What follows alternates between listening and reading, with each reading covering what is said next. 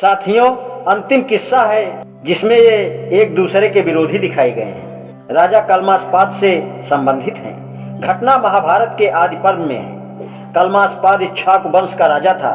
विश्वामित्र उसके पुरोहित होना चाहते थे, परंतु उस वशिष्ठ को पुरोहित बनाकर बेहतर समझा। एक दिन राजा शिकार खेलने गए और शिकार खेलते हुए भूख प्यास से बहुत थक गए। मार्ग में वशिष्ठ के ज्येष्ठ पुत्र शक्ति राजा को मिले। राजा ने रास्ता छोड़ने को कहा। शक्ति ने नम्रता पूर्वक कहा, हे राजा, रास्ता मेरा है।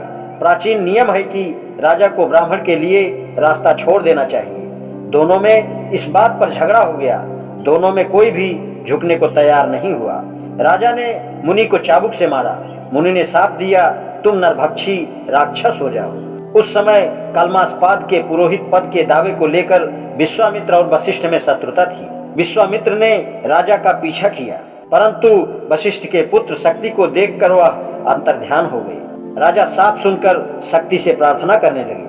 विश्वामित्र ने अवसर पाकर एक राक्षस को आज्ञा दी कि वह राजा के अंदर प्रविष्ट हो जाए, ताकि राजा और शक्ति में संधि न हो पाए।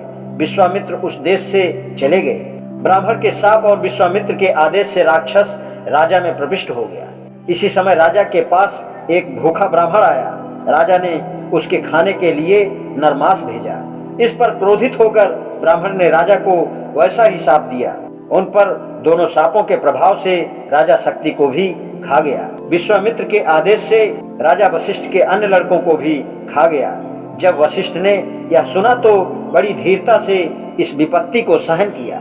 वशिष्ठ ने अपने शरीर को छोड़ना निश्चय किया। वह मेरु पर्वत के शिखर से कूद पड़े, परंतु वह पत्थरों पर ऐसे गिरे जैसे कोई रुई पर गिरता है। जब इस प्रकार प्राण नहीं निकले तो जंगल की आग में घुस गए।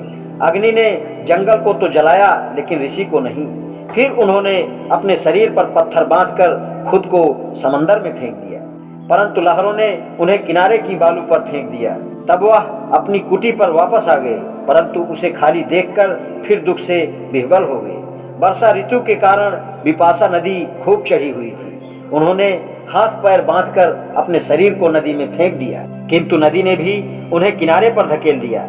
फिर सतलज नदी में, जिसमें अनेक मगर थे, अपने को फेंक दिया। ब्राह्मण के तेज को देखकर मगर सैकड़ों दिशाओं में भाग गए। जब वशिष्ठ ने देखा कि वे किसी प्रकार नहीं मरते, वे अपनी कुटी पर चले आए। इन दोनों ऋषियों के विवाद के ये केवल 3 उदाहरण हैं। झगड़ा बराबर चलता रहा। महाभारत के शल्य पर्व से पता चलता है कि विश्वामित्र ने वशिष्ठ को काटने की चेष्टा की थी। यथा वशिष्ठ तथा विश्वामित्र में कड़ी शत्रुता थी। वशिष्ठ का विस्तृत आश्रम स्थान तीर्थ में था। विश्वामित्र का आश्रम उसके पूर्व में था। ये दोनों घोर तपस्या कर रहे थे। अपनी शक्ति एक दूसरे को प्रदर्शित कर रहे थे। विश्वामित्र ने वशिष्ठ की शक्ति देखकर सोचा और यह ध्यान करते रहे कि सरस्वती वशिष्ठ को बहाकर मुझे दे दे, मैं तो उसे मार डालूं। ऐसा ध्यान करके क्रोध में लाल नेत्र करके विश्वामित्र ने नदियों की रानी सरस्वती को बुलाया। तब सरस्वती हाथ जोड़कर डरते कांपते विधवा अवशेष में विश्वामित्र के पास आई और बोली, क्या आज्ञा है? क्रोधित विश्वामित्र ने कहा, वशिष्ठ को जल्दी यहाँ बहा लाओ, ताकि मैं उसे मार डालूं।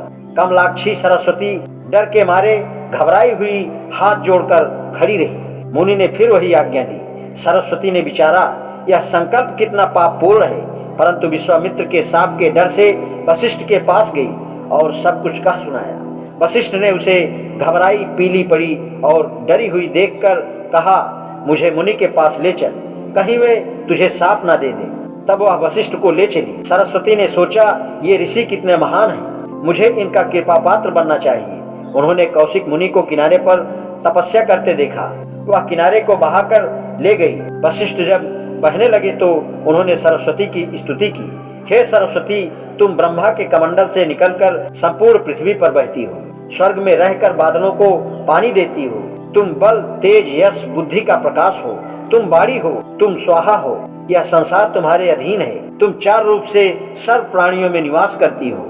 जब विश्वामित्र ने देखा कि वशिष्ठ बहे जा रहे हैं तो उनका वध करने के लिए अस्त्र ढूंढने लगे। ब्रह्म हत्या से बचने हेतु सरस्वती वशिष्ठ को पूर्व की ओर बहा ले गई। इस प्रकार विश्वामित्र की आज्ञा का पालन भी हो गया और वशिष्ठ भी बच गए। यह देखकर विश्वामित्र ने सरस्वती को शाप दिया कि हे नदियों में श्रेष्ठ सरस्वती, तूने मुझे धोखा दिया, इसलिए तेरे पानी के साथ रक्त भी बहेगा। शापग्रस्त सरस्वती रक्तिम जल के साथ 1 वर्ष तक बहती रही। जहाँ वशिष्ठ का आश्रम था वहाँ असुर लोग आकर रक्तपात और नृत्य करने लगे। ऋषियों ने सरस्वती की यह दशा देखकर उसे शाप से मुक्त कराया। विश्वामित्र और वशिष्ठ की शत्रुता केवल 2 पुरोहितों की शत्रुता नहीं थी, यह शत्रुता एक ब्राह्मण पुरोहित और एक क्षत्रिय पुरोहित की थी। वशिष्ठ ब्राह्मण और विश्वामित्र क्षत्रिय थे। आज इतना ही, शेष कल। धन्यवाद।